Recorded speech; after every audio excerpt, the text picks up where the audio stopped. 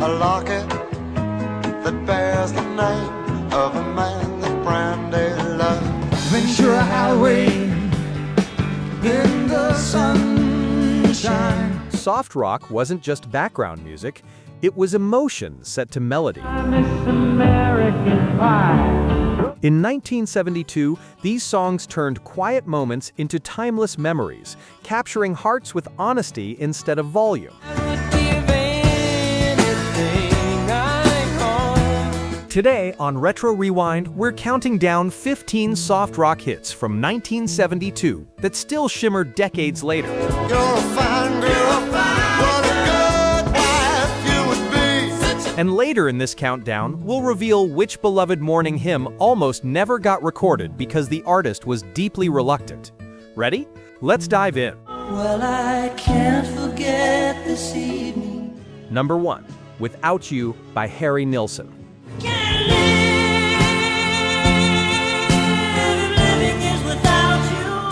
Harry Nilsson's towering ballad Without You dominated 1972, hitting number 1 for 4 weeks and finishing the year at number 4. His heartbreaking cover of Badfinger's original won Nilsson the Grammy for Best Male Pop Vocal Performance.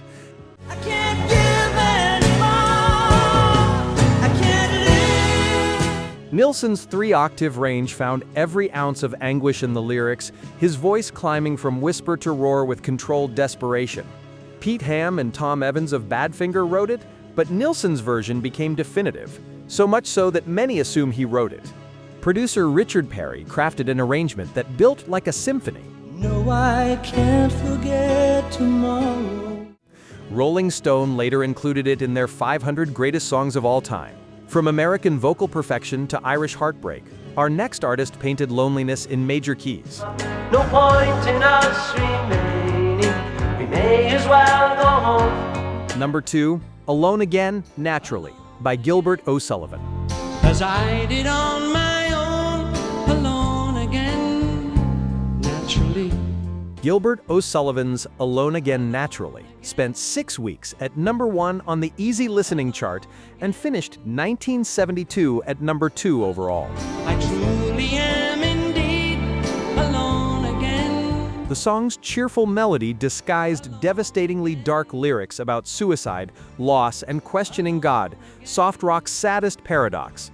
O'Sullivan wrote it at 23, channeling personal despair into a 3-minute masterpiece that somehow worked on AM radio. Now looking back over the years, whatever else that appears.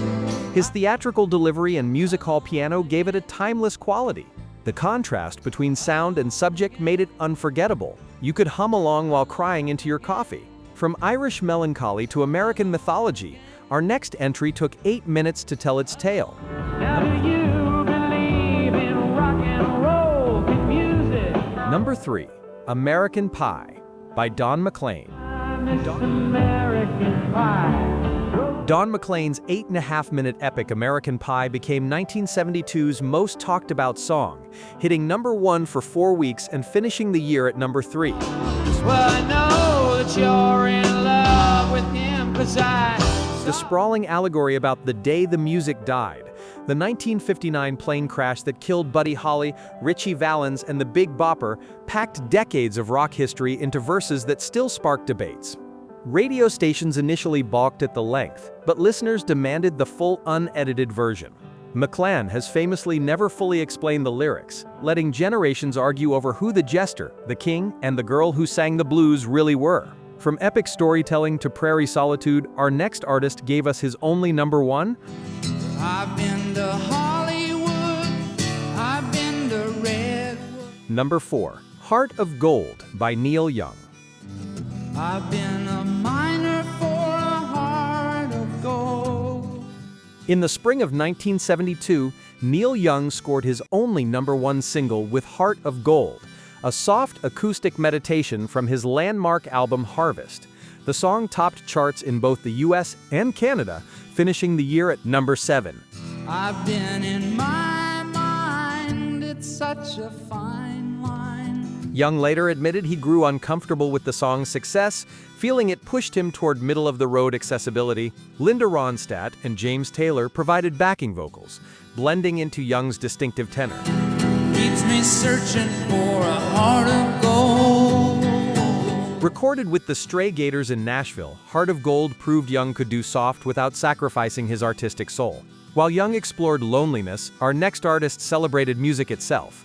Are you enjoying this video? If you are, please hit the like button. It's free and really helps the channel grow. When you take the blues and make a song. Number 5. Song Sung Blue by Neil Diamond. Song sung blue, sleeping on my pillow. Neil Diamond's joyful Song Sung Blue spent 7 weeks at number 1 on the Easy Listening chart and finished the year at number 26. Diamond took a simple melody, borrowed loosely from Mozart's Piano Concerto No. 21, and built a celebration of music's healing power.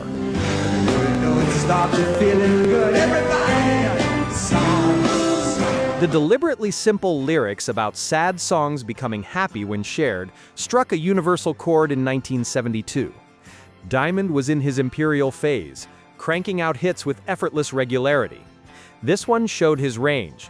No drama, no complexity, just pure melodic joy. While Diamond celebrated music, our next artist gave us desert mysticism. And the story it told of a river that flowed made. Number 6. A Horse with No Name by America. I've been to the desert on a horse with no name. America's debut single galloped to number 1 for 3 weeks, replacing Neil Young's Heart of Gold at the top, a passing of the acoustic torch that felt almost ceremonial. Finishing the year at number 27, the song introduced America's trademark harmonies and established them as instant soft rock royalty. In the desert, you can't remember your name. 'Cause Dewey Bunnell wrote it, capturing the stark beauty of the California and Arizona deserts. And after 9 days, I let the horse run free, 'cause the desert had turned to sea. Critics accuse them of sounding too much like Neil Young, which makes the chart displacement ironic. The hypnotic 2-chord progression and surreal lyrics made it both instantly accessible and endlessly mysterious. Coming up, we'll reveal which America song features a phrase that a certain purple-loving Minneapolis icon would later borrow. But first, more California dreaming. You don't care, I know. Number 7. Ventura Highway by America. Ventura Highway in the sunshine. America's Ventura Highway peaked at number 8, giving the band their 3rd consecutive top 10 hit. Dewey Bunnell wrote it, inspired by childhood memories of California's coast.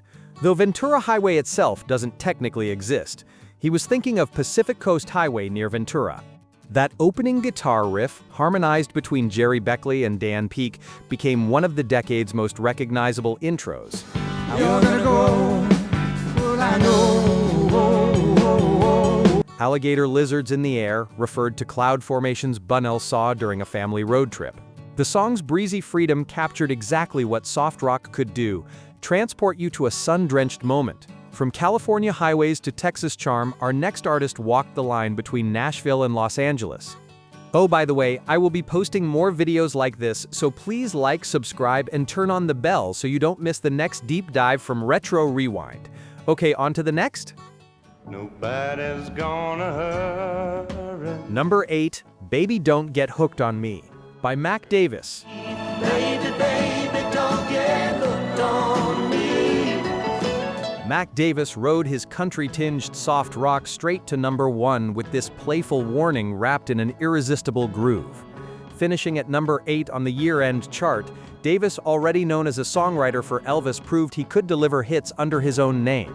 The swaggering confidence and subtle funk underpinning made it an outlier in the soft rock world. More Billy Joe Royal than James Taylor. Don't start clinging to me, girl, 'cause I can't breathe. Davis walked the line between Nashville and Los Angeles and found radio's sweet spot. While Davis kept things light, our next artist delivered devastation disguised as pop. We're past the halfway point. Are these songs bringing back memories of FM radio and long drives? Drop a yes in the comments if you're feeling the nostalgia. of a captive bird. Number 9. The First Time Ever I Saw Your Face by Roberta Flack. First time ever I saw you. Roberta Flack's haunting interpretation of Ewan MacColl's folk ballad became 1972's biggest song, topping the year-end chart and winning 2 Grammys, including Record of the Year. Clint Eastwood heard Flack's version and put it in his directorial debut Play Misty for Me, turning a 5-year-old album cut into a cultural phenomenon. First time ever I kissed. The song's glacial pace, nearly 5 minutes of sustained intensity, broke every pop radio rule and topped the Hot 100 for 6 weeks anyway. Flack's voice moved like honey, every syllable deliberate, every pause meaningful. She proved that soft didn't mean simple, and rock could mean raw emotion without guitars. From deeply emotional to deeply personal, our next band delivered grief transformed into beauty. For all the years I had with you, Number 10, Everything I Own by Bread. I would give anything I own. Remember that mystery about America and Purple Rain? Here's the reveal we promised. Ventura Highway contains the line, "Sorry boy, but I've been hit by purple rain," 12 years before Prince's iconic anthem. Whether Prince borrowed consciously or coincidentally, the phrase lived in soft rock first. Now, Everything I Own hit number 5 on the Hot 100, and David Gates wrote it as a tribute to his late father. Give up my life, my heart, my home. Every line, "You sheltered me from harm, kept me warm," carries the weight of real loss and real love. Just to have you back again. Gates's father passed away shortly before the song was written, and that grief gave the melody its aching beauty. From deeply personal to universally accessible, it's everything great soft rock should be. Fetch another round. Number 11, Brandy, You're a Fine Girl by Looking Glass. You're a fine girl. What a good wife you would be. Looking Glass became one-hit wonders with the best possible hit. Brandy spent 1 week at number 1 and finished the year at number 12.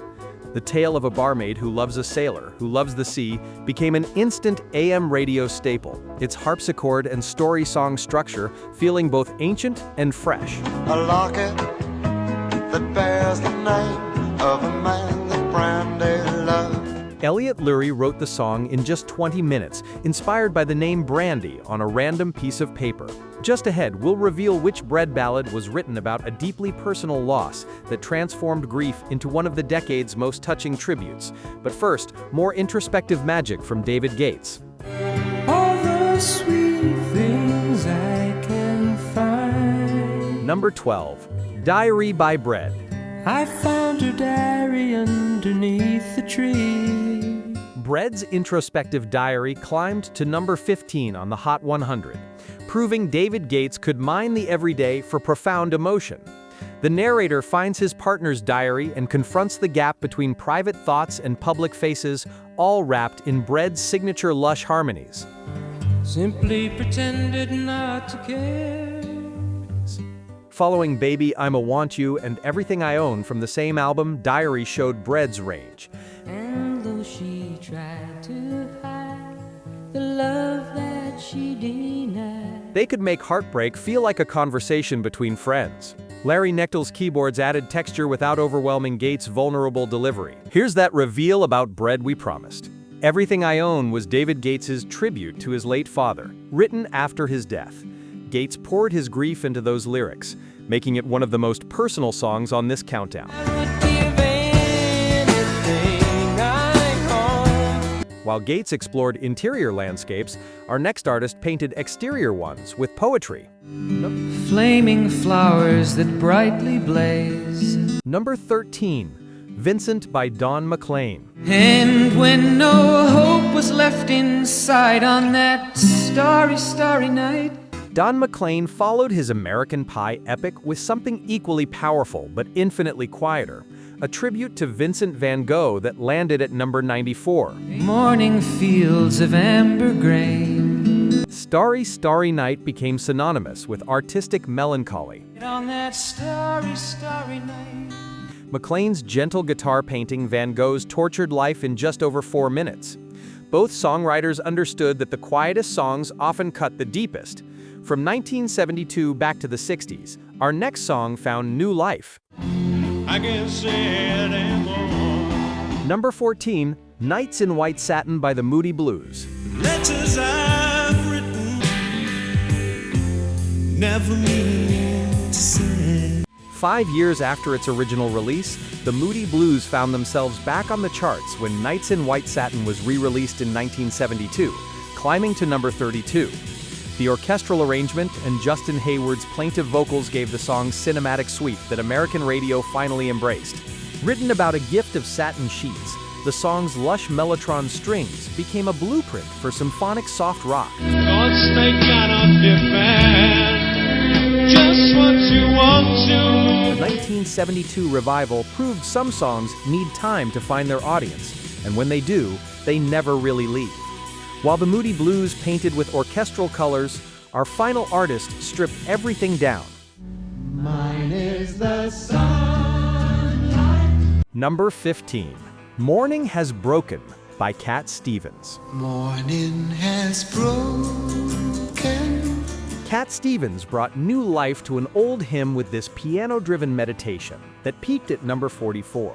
The song featured Rick Wakeman, Yes's keyboard wizard, delivering that unforgettable piano melody recorded for just £9 sterling in a single session.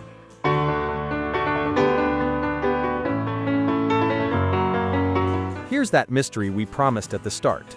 Stevens was initially reluctant to record a traditional Christian hymn, worried it might seem too religious for his audience.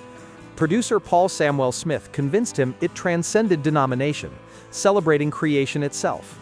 That hesitation almost kept this gentle masterpiece off Teaser and the Firecat, but once recorded, it became one of his most enduring songs.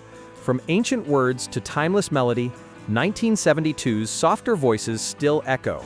Like the first morning. And there you have it. 15 songs that proved 1972 was the year soft rock found its voice and its heart. From Nilsson's Soaring Anguish to Cat Stevens' Morning Prayer, these tracks defined a movement that valued emotion over volume, melody over muscle. Which one takes you back? Drop your memory in the comments. We love reading your stories from the AM radio days. If you enjoyed this trip down memory lane, hit that like button and subscribe for more deep dives into the music that shaped our lives. Next up, 1973's soft rock revolution continues with even more yacht rock gems, and you won't want to miss it. If I leave you tomorrow, when you're on the street, you got to be able to pick out the easy meat.